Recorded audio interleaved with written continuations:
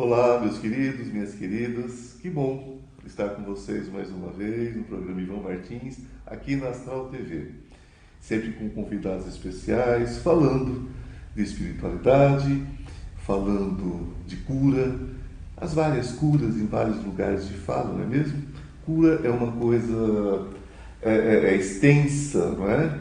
É bastante complexa.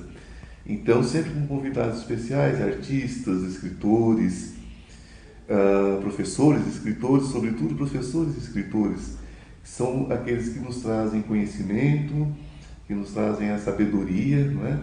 De vidas vividas dentro de um determinado contexto. E hoje o meu convidado, ele é professor de História do Brasil na Brown University. Ele é norte-americano, dos Estados Unidos, não é isso? Isso. Ele é autor de 11 livros, entre eles Brasil, Além do Carnaval e Homossexualidade Masculina no Brasil do século XX. Inclusive está na terceira edição, já todo ampliado, revisado, né? E essa publicação de 2022 pela editora da Unesp. Vale super a pena, não é? E nós vamos conversar sobre vários assuntos, hoje sobretudo a situação, né, social do Brasil, a situação cultural do Brasil. Ele que viveu muito tempo no Brasil, sobretudo nos 70, 80, teve uma grande vivência. Ele vivenciou os anos de ferro aqui, de ditadura. Ele é uma testemunha viva, o que é importante, já que se discute tanto nesse país aquilo que na verdade as pessoas não viveram, e essas pessoas estão discutindo se teve, se não teve, como foi. Então é importante que alguém que viveu em loco e teve uma visão de fora, né? Vivendo dentro, mas uma visão de fora, porque vinha de uma outra realidade, vinha de uma outra cultura. O nosso convidado de hoje, o meu convidado especial, é James Green.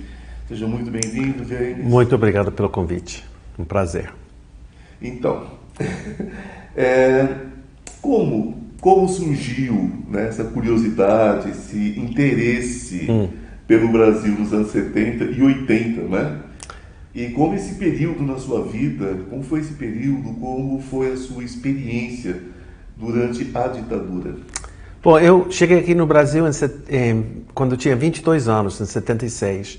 Eu cheguei não pelo Rio ou por São Paulo, mas eu cheguei pelo Rio Solimões, lá no Brasil Profundo, descendo Solimões para Manaus, Belém do Pará, São Luís, conhecendo o Nordeste do país, Salvador, chegando no Rio e eventualmente chegando em São Paulo, onde encontrei amigos que eu conheci fora do Brasil, lá nos Estados Unidos, onde eu comecei a tentar sobreviver, dando aula de inglês e vivendo aqui, em um processo muito interessante, que foi justamente o processo da abertura política e o surgimento de novos movimentos sociais, como o movimento LGBT, movimento das mulheres, dos negros, e eu vivi esse processo da democratização do país. Foi muito interessante esse período para mim. Muito se fala hoje sobre se teve, de fato ou não, uma ditadura nesse país. Bom, essa é uma conversa tão ridícula, porque sabemos muito bem, tinha um regime autoritário que estava no poder durante 21 anos, que proibia peças de teatro, censurava, prendiam, matavam, torturavam, fechavam o Congresso, foi dirigida por 5 generais, quer dizer, não tem nenhuma dúvida sobre isso. E o fato que o presidente atual defende essa ideia que não houve ditadura é uma coisa louca, porque todo mundo sabe disso. Ninguém toma a sério isso fora do país. Inclusive, essa é uma das maneiras em que Bolsonaro está visto como uma pessoa ridícula. Pessoa que não está fora da realidade com esses comentários. E claro, ele tem uma visão autoritária, então ele vai dizer que aquilo que foi a ditadura militar é uma coisa normal. E ele gostaria de ter um tipo de regime autoritário hoje em dia. Felizmente, tem as forças democráticas questionando isso, inclusive a própria STF. Existia uma relação muito próxima do governo americano com o Brasil, quando se estabeleceu a ditadura. Exatamente. Se não me engano, Carter, na época? Não, foi em 64, foi o governo de Lyndon Johnson, que foi presidente em 64. Mas, infelizmente, antes dele, o Johnson assumiu o poder, porque ele foi vice-presidente. O presidente foi Kennedy, que foi assassinado dia 22 de novembro de 63. Kennedy, já em 62, tinha dado uma luz verde para apoiar um golpe, se caso os militares resolveram derrubar o governo do João Goulart. Em 64, o embaixador americano, aqui em Lincoln Gordon, conspirou com os militares para tomar o poder e endossar imediatamente o regime militar. Infelizmente, é um elemento muito negativo da história americana de ter apoiado esse golpe e o regime militar. Depois, outros presidentes começaram a criticar a política brasileira, a tortura, a violação de direitos humanos, justamente Jimmy Carter. E hoje em dia, por exemplo, é interessante que o Biden está defendendo eleições limpas, democráticas e corretas, ou seja, reconhecendo os resultados das eleições em outubro, quando o presidente está questionando, nesse momento, a validez das eleições e as urnas eletrônicas. Então, isso é uma mudança na política americana, de valorizar a democracia em vez de um governo autoritário. Sim, então, inclusive, a colocação seria exatamente essa, né? Antes de Jimmy Carter. Então, a coisa já vinha há mais tempo, a coisa já vinha já num processo já de construção do que viria a ser esse golpe no Brasil. Houve esse processo nos anos 60, dentro do contexto da Guerra Fria, medo de comunismo, uma ameaça dizendo que João Goulart estava levando o país a um regime socialista, como Bolsonaro alegava que caso o Fernando Haddad for eleito em 18, o Brasil seria nova Cuba, nova Venezuela, que não tem nada a ver com a realidade brasileira. Era uma maneira de criar medo dentro das classes médias, dentro dos setores mal informados sobre a realidade brasileira. E houve, eventualmente, forças democráticas que impulsaram essa volta à democracia nos anos 70, 80, e justamente nesse momento chega no Brasil, em 76, quando há uma oposição crescendo, quando os estudantes estão reorganizando, mobilizando, e quando os novos movimentos sociais, como o movimento feminista, movimento negro, movimento LGBT, vão surgir e vão conquistar um novo espaço dentro desse processo democrático, que é muito importante. É uma coincidência? Claro que essa pergunta ela está apimentada, está ácida, não é? Mas é uma coincidência que volte a se falar em golpe, porque na verdade a gente passou por um golpe, né? Não deixa de ser. E exatamente quando nós temos nos Estados Unidos um presidente como Trump. Pois é, eu acho que Bolsonaro tem uma identificação muito forte com o Trump e todo esse movimento autoritário de Trump, e justamente a tentativa de Trump não reconhecer os resultados das eleições em 20 e incentivar seus seguidores a invadir o Capitólio e tentar derrubar o processo eleitoral. E nós que estamos preocupados com a democracia no Brasil, estamos preocupados que Bolsonaro vai tentar imitar, copiar o que aconteceu lá nos Estados Unidos e mobilizar suas forças para não reconhecer os resultados das eleições em outubro, caso ele não for eleito. Então, isso é o grande perigo e como o Bolsonaro tenda a copiar o seu aliado nos Estados Unidos, o Trump, é capaz que ele vai tentar mobilizar a sua base também para fazer uma coisa parecida. Por isso, forças democráticas dentro do Brasil e fora estão muito preocupadas com a situação atual. O importante, acima de tudo, né, que isso fique muito claro. Nós não estamos aqui levantando uma bandeira de A ou de B, o que nós estamos chamando é a consciência, né? Porque todos nós podemos observar o que está acontecendo, todos nós podemos observar para onde nós estamos indo, uma polaridade extremista, né? É uma coisa que as pessoas precisam entender, que nós estamos falando de vida, de família, as famílias da forma como são constituídas, porque família não é necessariamente o que tentam nos fazer engolir. Famílias são pessoas que vivem juntas, que se amam, e a família que cada um quer ter e como deseja ter, não é? Isso não cabe a ninguém determinar. Isso é um caminho de cada um, é uma orientação de cada um, e isso precisa ser respeitado de uma forma especial. Então nós estamos falando sobre vida, sobre sobrevivência, sobre alimentação, sobre educação, sobre cultura, sobre segurança. Nós estamos falando sobre isso. Então não é time de futebol, não é torcida de futebol, não é torcida para ver qual escola de samba vai ganhar. Não, nós estamos falando de como serão os nossos próximos anos, as décadas, o milênio. Vamos pensar como uma construção. Então, fique claro isso, né? O Ivan, também eu acho que esse programa que concentra muito na questão da espiritualidade, religiosidade, as pessoas que têm várias crenças, tem que reconhecer que o governo atual não valoriza a diferença religiosa. Eles têm uma noção de um tipo de religiosidade, respeitamos. 1889, com a Declaração da República, o Brasil foi declarado um Estado laico, com respeito às várias religiões, seja católica, seja protestante, seja evangélico, seja judaico, seja espiritista, e, infelizmente, o governo atual tem uma noção de só impor uma religiosidade, uma maneira de entender o próprio cristianismo, né? Uma leitura da Bíblia, uma leitura da religião que não permite diferenças. É uma imposição de uma crença. E isso não é a diversidade e pluralidade de uma sociedade democrática. Então, nesse sentido, quando eu falo sobre a minha preocupação, as preocupações das pessoas, sobre um possível golpe, é porque é uma possibilidade de um governo ser imposto e impor na sociedade vários valores que talvez as outras pessoas não compartilham. Então, isso é o perigo do momento atual. Tanto aqui quanto nos Estados Unidos, onde lá os republicanos estão querendo impor valores de certas pessoas, de certas religiões ou certas religiosidades que não é de todo mundo. Então, esse é o problema. No Brasil, nós temos como está na nossa Constituição, né, que vivemos num país laico, né? Então, gente, viver num país laico significa exatamente isso, que o Estado não é regido por questões religiosas. O Estado é regido por leis, né?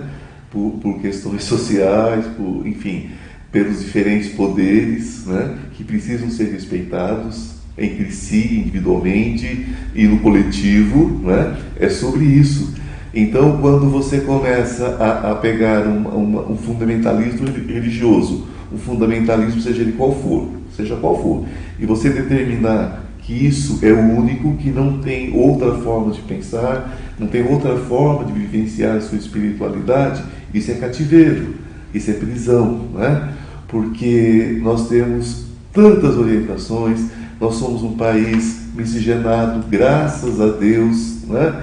Nós somos um país onde convergeu todas as raças, né? Nós somos essa salada maravilhosa chamada Brasil, né? Que infelizmente muitas vezes é colocada como se fôssemos simplesmente, desculpando a expressão, né? Mas bumbum, né? Gente pelada andando na praia e batucada. E o Brasil não é isso. Nós que vivemos aqui sabemos que não é isso, né? Então, também é isso, né? Também é isso. Mas não é só isso, né? Nós temos essa felicidade que é nossa, que é prata da casa, mas não é só isso. Então, da mesma forma que nós temos variadas maneiras de vivenciar, nós temos também a nossa maneira de vivenciar a espiritualidade, a sexualidade, enfim. E devemos respeito. Falando em respeito, como você vê essa... às vezes eu fico meio em dúvida se está havendo uma regressão na questão racial do Brasil, ou se o preconceito saiu da toca, como se fossem escorpiões escondidos esperando um ambiente propício para que eles saíssem.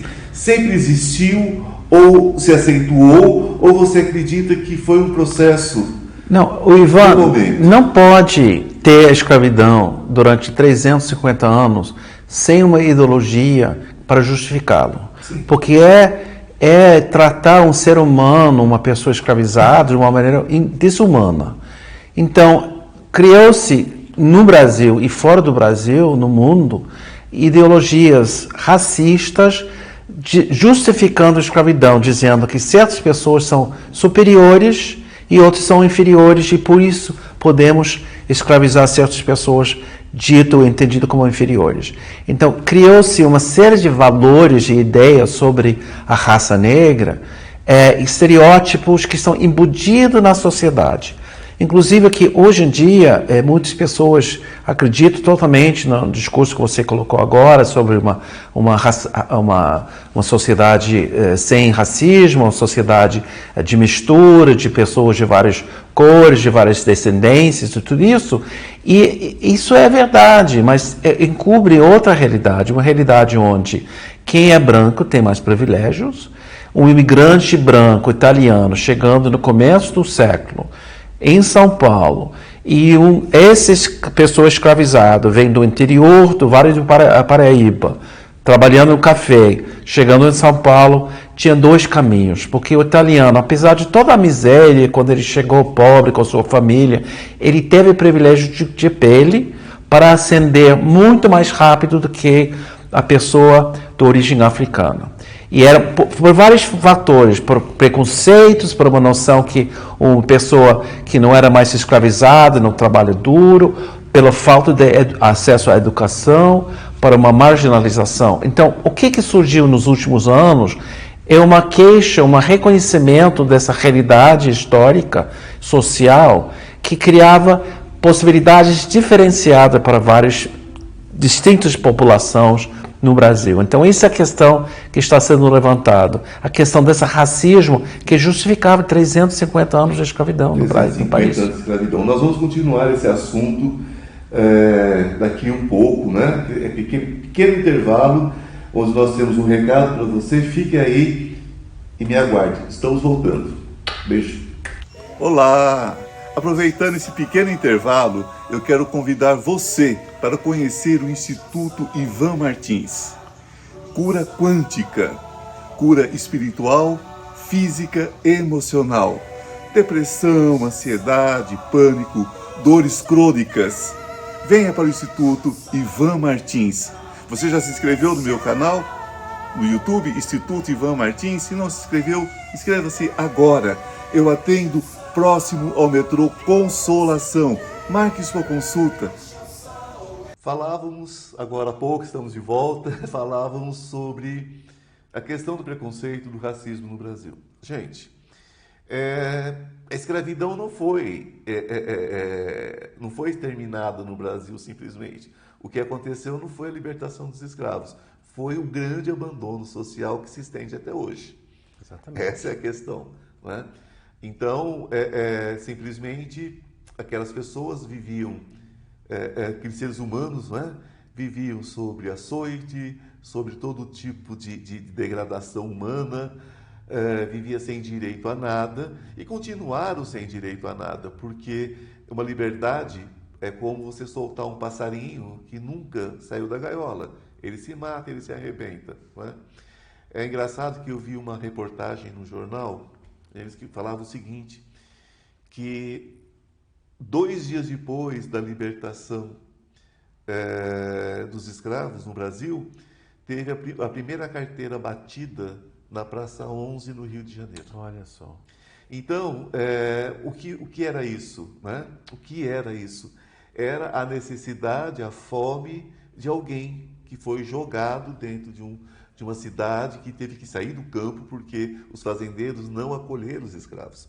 Porque se fosse para pagar, pagavam os europeus que estavam chegando, os japoneses, os asiáticos, né? Então, ficaram sem dinheiro para comer. Então, começa a questão que muitas pessoas se colocam. E é sobre isso que eu gostaria de seguir. Não, é sobre essa questão social do fim da escravidão e como isso se estende até os nossos dias. Não, inclusive, Ivan, muitas pessoas escravizadas, quando houve a declaração definitiva da abolição em 88, sim, eles não queriam ficar mais nas fazendas, eles queriam a libertação. Então, eles procuraram outras alternativas, procurando terrenos ou terras não cultivados, lá no interior, bem no interior, onde eles tentaram de sobreviver, mas depois descobriram que supostamente essas terras eram de outros, então Sim. eles tinham pessoas conquistando os terrenos que eles tinham cultivados, outros acabaram de ficar nas fazendas sendo super exploradas, junto com os italianos. Aliás, os italianos, os japoneses chegaram assustadíssimos com o tratamento e muitos ficaram pouco tempo nas fazendas de café e foram para as cidades ou tentaram conseguir acumular dinheiro para comprar terrenos deles e terras deles e cultivar café sem esse controle dos fazendeiros de café, e muitos foram para as cidades para tentar conseguir uma sobrevivência, vivendo numa miséria, com muitas dificuldades de sobreviver, e essa discriminação, esse racismo, onde eles só conseguiram ocupar os piores trabalhos nas cidades. Então isso foi a realidade da maioria dos negros, sem nenhum programa de preocupação com sua educação, sobre sua alojamento, suas condições. Inclusive, vários italianos e outros imigrantes foram melhor tratados e acolhidos do que os próprios essas pessoas escravizadas. Então, essa é a triste história desse período de transição entre escravidão e, vamos dizer, trabalho livre, que houve a partir de 88. A libertação ainda está em processo, né? Ainda está em processo e, infelizmente, isso me chama muita atenção. Recentemente, nova notícia que tem 30 milhões de pessoas passando fome no país. Dobrou nos últimos 2 anos o número de pessoas passando fome. É um país rico de produção agrícola, onde é uma produção de comida enorme, mas pessoas nas ruas passando fome. Eu que chego aqui em 76, acompanho o Brasil ao longo desses anos, eu nunca vi tanta miséria na cidade. Nunca vi tanta pessoas sem teto, pessoas sem lugar para dormir, dormindo na rua. Sempre no passado sempre houve essas pessoas, mas tem muito mais pessoas nas ruas pedindo dinheiro, pedindo comida, sofrendo. E se fica evidente que não são pessoas viciadas, não são pessoas que estão incapazes de trabalhar, que não têm emprego. Pessoas, mulheres pedindo a possibilidade de trabalhar para poder sustentar suas famílias e sem emprego. Então é uma tristeza enorme de ver essa situação no país. Me dá muito dor. Eu costumo dizer às vezes que a escravidão no Brasil, isso sem tirar o lugar de fala, evidentemente, né, dos afrodescendentes, sem tirar esse lugar de fala, esse lugar de dor, mas eu vejo às vezes como algo que foi democratizado. Eles, na verdade, escravizaram o povo de uma forma geral, porque se você tem um funcionário, ele tem que comer, beber, usar medicamentos, tratar da saúde, vestir, educar os filhos. E essa pessoa ganha um salário mínimo, ela é inferior até mesmo à escravidão. Porque a escravidão, gente, não estou aqui questionando outra coisa, a não ser que continua cativo de um sistema cruel, um sistema perverso, né? E é um sistema que vai se perpetuando, porque a gente vê às vezes algumas atitudes de compensação, porque nós temos uma dívida moral com a população negra do país, ou a população preta, como se diz hoje no Brasil. Nós temos uma dívida moral, nós temos uma dívida histórica. É necessário ter compensações, sim. É necessário a questão de cotas nas universidades, é necessário uma questão de cota dentro das empresas para que a cor não seja um impeditivo de alguém galgar uma carreira, né? Porque o Brasil funciona assim: uma mulher branca, um homem branco ganha mais do que um homem negro, que ganha mais do que uma mulher negra. E se for uma mulher indígena, então nem se fala, se fecha todas as portas, né? Nós estamos vendo aí uma criança índia violentada até a morte e não se fala mais no assunto. O assunto não se fala mais. Então nós estamos voltando para uma época dos bandeirantes agora, que podia fazer o que quisesse. Você é professor de história, história do Brasil. Gente, James Green, ele é especializado em história do Brasil. Conhece o Brasil muito mais do que muitos de nós brasileiros.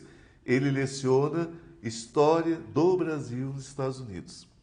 E como é que você, hoje, vê essa questão colocada? Você conversa com seus alunos, evidentemente, você é um professor universitário, é muito mais uma troca do que necessariamente uma aula, né, tão direcionada. É complicado, porque infelizmente os americanos sabem muito pouco sobre o Brasil. Qualquer brasileiro sabe mais sobre a cultura americana pela influência Sim, de filmes, sim, televisão. E os americanos têm só os estereótipos e uma outra informação sobre futebol, sobre a Amazônia, sobre uma questão que eventualmente eles já aprenderam num momento. Inclusive na primeira sala de aula, as pessoas, cada um tem que falar uma coisa sobre o Brasil e não pode repetir. sim. Então chegamos à quinta, sexta, sétima pessoa e já estão sem assunto, porque eles não conhecem muito bem o país. Então, o meu grande desafio é de explicar a complexidade do Brasil, que é parecida e diferente, porque os dois países tiveram primeiro um massacre dos povos originários que estavam quando chegaram os ingleses e aqui nos portugueses. Eles escravizaram africanos para a produção, especialmente no sul dos Estados Unidos, aqui primeiro no Nordeste, depois aqui no Sul. São países continentes, países muito ricos com agricultura e possibilidade, destinos diferenciados em vários sentidos, porque os Estados Unidos viram uma potência mundial e o Brasil aspira a ser essa potência mundial, mas ainda não chegou. Mas tem histórias muito parecidas e, infelizmente, recentemente, inclusive governos parecidos, que essa tristeza dessa comparação de uma pessoa como Trump nos Estados Unidos é tão parecida como o Jair Bolsonaro aqui no Brasil, em termos de suas noções autoritárias, seu racismo, sua homofobia, seu sexismo, sua falta de respeito ao outro, pessoas que não têm uma formação sofisticada sobre a realidade, pessoas meio toscas, nos dois, né? E então isso é outra coisa que nos junta, infelizmente, esse legado nefasto que tem nos dois países. O que fica muito complicado dentro de um contexto maior, porque vai se perpetuando, e eu tenho visto, só fazendo uma correlação, né, que na verdade o que me levou a esse convite que você tão generosamente aceitou, uma pessoa ilustre, né, uma pessoa que já passou por todos os canais de televisão do Brasil, por todos os grandes repórteres, né? Então, muito obrigado mais uma vez por Não, é um estar prazer de comigo. conversar com você hoje. E mas é uma coisa que está acontecendo de forma mundial, um retorno a essa questão das ditaduras, dos governos com direcionamento não para o público, mas um direcionamento mais idealizado, né? Ideologias que não levam a nada, levam a aprofundamento da crise, levam ao aprofundamento social, as pessoas vão se dando o direito de sair das suas tocas, né? E espécie que vai se perpetuando. Você vê possibilidade tanto na questão dos direitos humanos no Brasil, como você vê a possibilidade de uma transformação a curto prazo, porque muita coisa foi destruída. Gente, aqui não estamos discutindo A ou B, nós estamos discutindo a destruição que de fato aconteceu nesse país nos últimos tempos, né? Nos direitos humanos. Essa história, gente, de bandido bom é bandido morto, essa história de armar a população, olha a briga que está nos Estados Unidos agora, que o Biden está tentando desarmar. a É uma população. loucura aqui nesse E agora sentido. estão armando a população Não, aqui. inclusive que o governador do Rio de Janeiro acabou de dar 10 mil pistolas aos PMs aposentados com munição, ou seja, com balas. Sabe? Por que ele está fazendo isso? Qual o objetivo? É, sei lá, eu não sei. Ele está fazendo isso para armar um golpe ou fazer alguma coisa com os ex-PMs assim, dispostos a apoiar um eventual golpe do presidente Bolsonaro. Eu não sei o que está acontecendo, mas o Ivan, eu acho que é mais importante entender. A partir dos anos 60, mundialmente, houve transformações sociais importantíssimas. Na África, as colônias conseguiram a sua libertação. Forças na Ásia lutaram para a sua independência. E na Europa e nos Estados Unidos, inclusive no Brasil, na América Latina, novos movimentos sociais surgiram reivindicando o direito da mulher, a sua independência, a sua igualdade, o movimento contra o racismo, movimento LGBT. Eram transformações sociais para democratizar a sociedade e fazer a sociedade mais igualitária. E hoje vivemos uma reação mundial contra essas conquistas democráticas, essa ampliação das possibilidades democráticas numa sociedade como o Brasil ou como nos Estados Unidos.